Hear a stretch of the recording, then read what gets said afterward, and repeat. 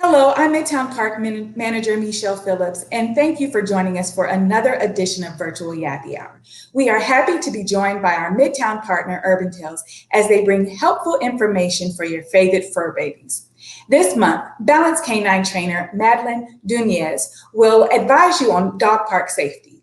Please share if these tips were helpful to you. Let us know in the comments below. Enjoy the program.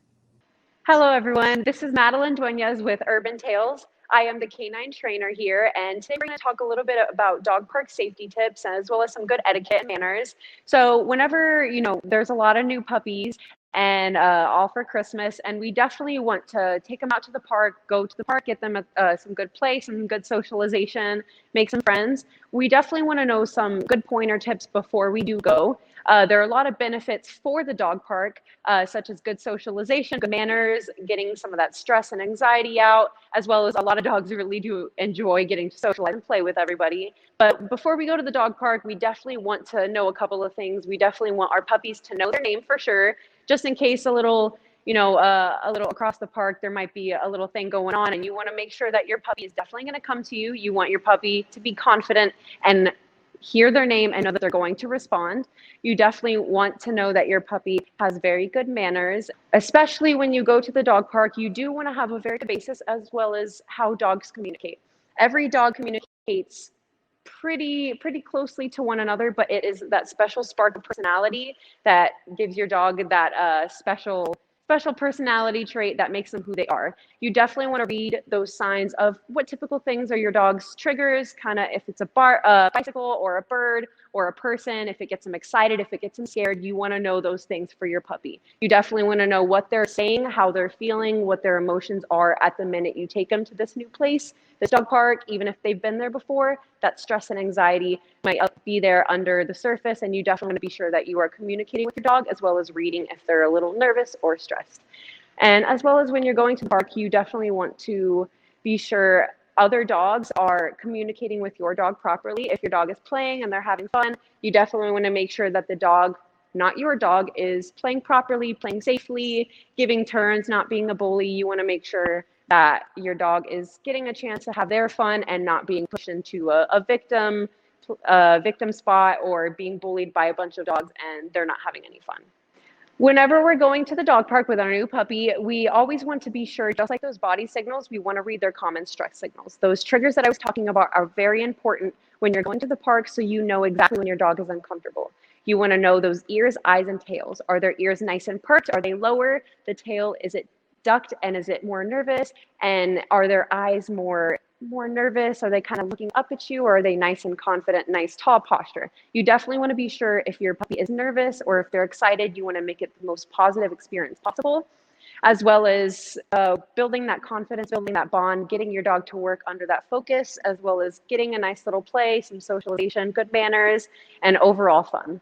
And when we're going to the dog park, there are definitely a lot of misconceptions and a lot of myths about proper dog language, what your dog is saying, what's good play, what's good healthy play, when is it time to step in. And one of the myths that a lot of people like to say is, my dog is wagging their tail. That means they're happy.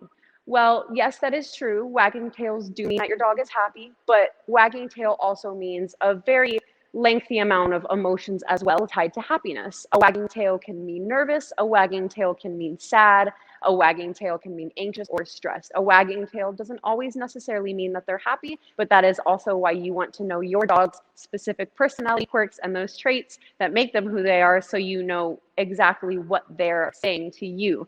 You know your dog best, but you also want to be aware that your dog is happy, healthy, and very much comfortable at the dog park. You want to make it a nice, happy experience and let them know that it's a good place to have fun. When you are going to a new dog park, for example, a lot of people will be happy to see a puppy. They'll want to put their hands all over, but you also want to remember that your puppy is most comfortable with you.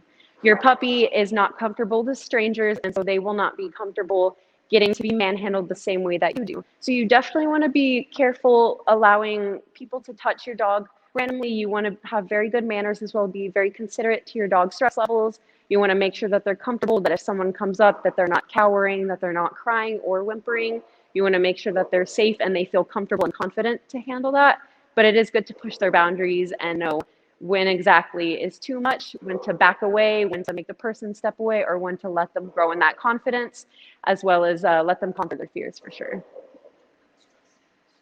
With the stress signals at the dog park, you definitely want to read during play when it is too much. So for example, if we have two dogs playing and they are having pretty good healthy play, but you start to see those hairs stand on their back, you definitely want to be a little more aware about what's going on in the play. If you kind of start to notice that those ears, eyes, and tails are starting to shift, you definitely want to maybe step in, kind of assess the situation, see if your dog is a little overstressed or if your dog's getting picked on. You want to be sure that you step in at the right time to give your puppy the confidence to work through that stress, but know that you will keep them safe.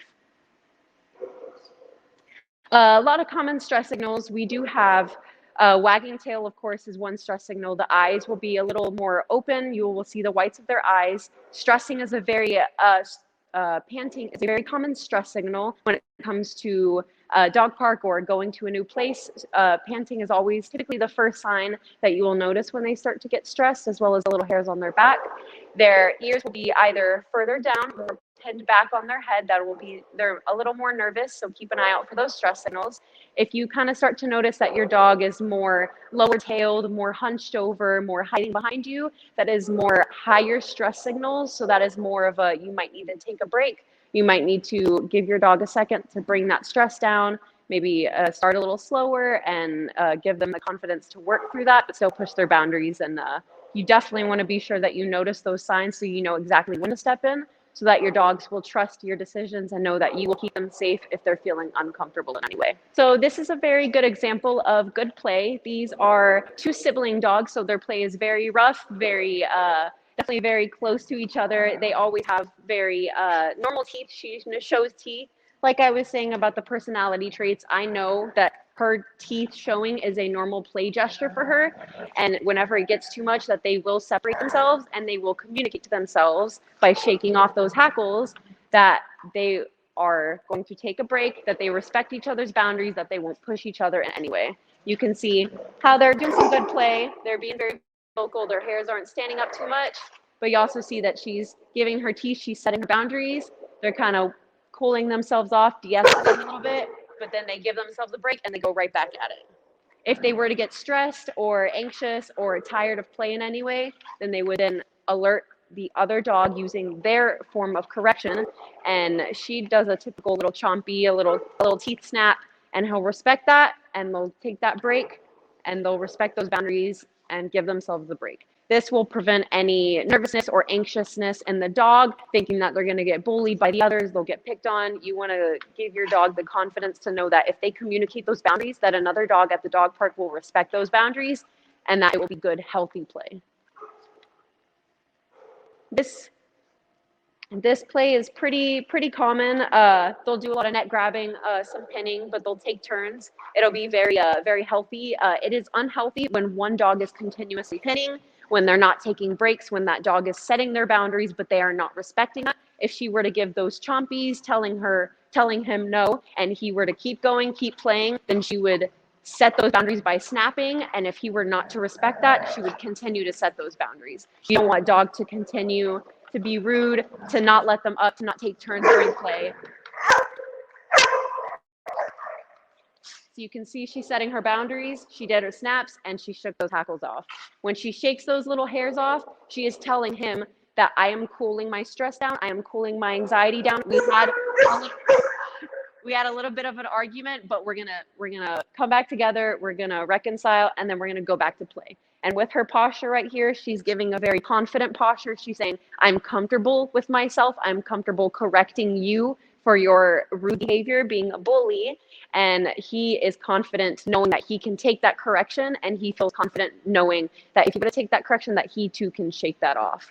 And having them both healthily shake that off is very good communication, very good psychological healing as well, and confidence building, that they could handle even a good play session even when you're out of the room, that you can leave them together and that they can control their differences and they'll reconcile on their own, and that they are confident dogs and they don't need an adult to supervise them. And that is very good, healthy communication and good confidence building within your dog. So definitely for sure, a good overview of everything we talked about today. So for the dog park, we definitely want to know the good benefits. What's the play, good for anxious, stressed dogs, gives them some good socialization, good manners. But we definitely want to be aware of those stress signals, the ears, eyes, tails. Be sure of your dog's special personality traits. You want to know what they're saying. You want to be comfortable what your dog is saying, as well as what other dogs are saying. You want to be confident going to the park, knowing you can handle that. Your dog can handle that. Y'all can be confident together. You definitely want to be aware of the truths about the dog park. You want to be aware of what's going on at the park. You want to be confident. Don't be afraid to face those boundaries with your dog. You can do this together. Y'all are a team after all. You guys can go out and conquer the world with all of this information you have learned, and y'all will be an awesome, awesome team together. And I hope you guys have hopefully gained a little bit of knowledge today. And thank you so much for watching. Y'all have a great day.